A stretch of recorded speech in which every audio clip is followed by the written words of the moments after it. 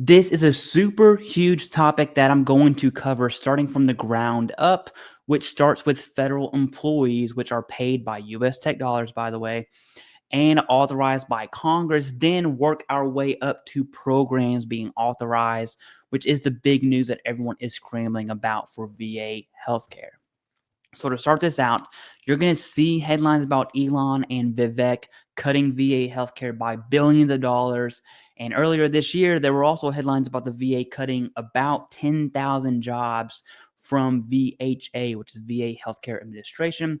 And I'm going to break this down for you so you understand what that actually means. All right. You have federal positions that are authorized and funded, or what's called 1-and-1. So right now in my federal service, I'm a federal service employee that I work for. About a few thousand jobs have been cut, and that was pretty recently. Okay. Every single one of those few thousand employees still have a job and are still getting paid. And in fact, are still in that same position. So yes, those jobs did get cut, but yet those butts are still in the same seat, receiving the same paycheck and getting raises and the whole nine. Okay. Meaning the position that they are holding is not authorized. However, it's funded. So instead of being 1-and-1, it's now 0-and-1. Okay. Where does the money come from is a bit confusing, but basically the federal service, which is the employer, pulls the money from somewhere else to fund those positions. All right. So yes, there are many positions right now that are not authorized, but are still being funded across all federal services, not just the one I work for. Okay. I do not work for the VA, if that's what you're guessing. Now that matters because when the VA is cutting 10,000 jobs, in the future, those 10,000 jobs will be gone for sure, but it's a very slow process, okay? People either retire, so a lot of those jobs are lost due to attrition, natural attrition, and they won't be backfilled. So for instance, someone who has an 0-and-1 job who retires, that position will not be posted on usajobs.gov, okay? It just won't be backfilled.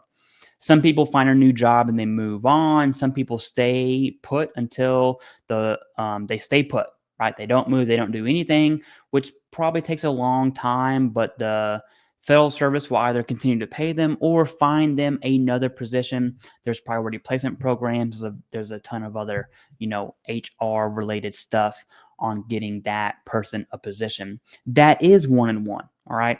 Authorized and funded. This process takes years to get through. It's not overnight. Okay. I'm talking like five-ish years, probably even 10 years.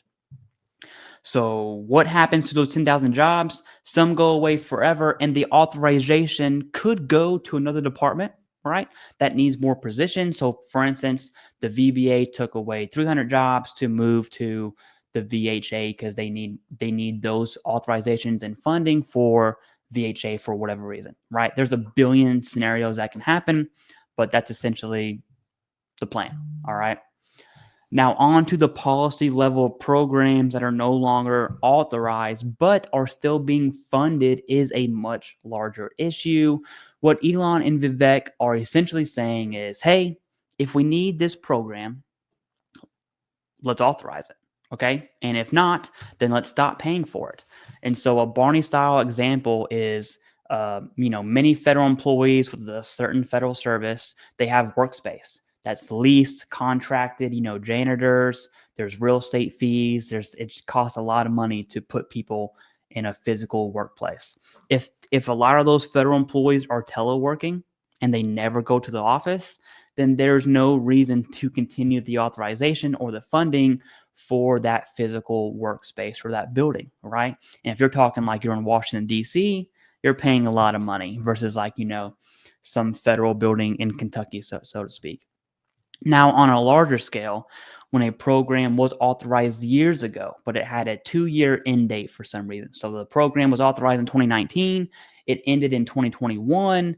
So the authorization is gone, but for some reason that program is still being funded. Essentially what they're saying is, hey, why are we still paying for something that's not authorized? If we need it, authorize it. Sure, let's do it.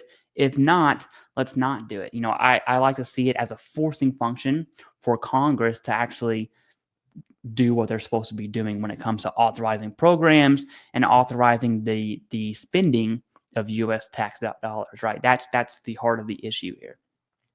And if you're wondering if I'm a Republican because I'm sort of backing Elon and Vivek in this, that answer is no. Okay, I'm not a big fan of either of them. They do make good content though. I am simply explaining how the federal side of authorized and funded works. Okay, I'm not an HR specialist. I'm just someone who's been through, civil service, federal service positions being cut for this exact reason, right? This directly affects me directly, for real.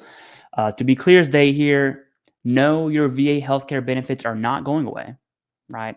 They're not going to go anywhere. And actually, we will most likely see an uptick, a big uptick in the supplemental package for privatized VA healthcare like community care, right? More money into community care.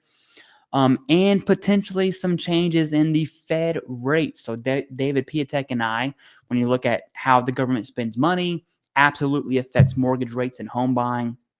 We just covered that topic in depth. I'm going to leave that below in the pinned comment for those who are looking at home buying and or using your VA home loan. But for right now, that's all I got. Right, if you made it to the end, like, subscribe, do all the things. Comment below what you think about Elon and Vivek's Department of Government Efficiency or Doge. Do you like it? Do you not like it? Let me know why. You can. It's political in nature, so I'm not going to delete any comments. Now, if you make it personal, that's a different story, right?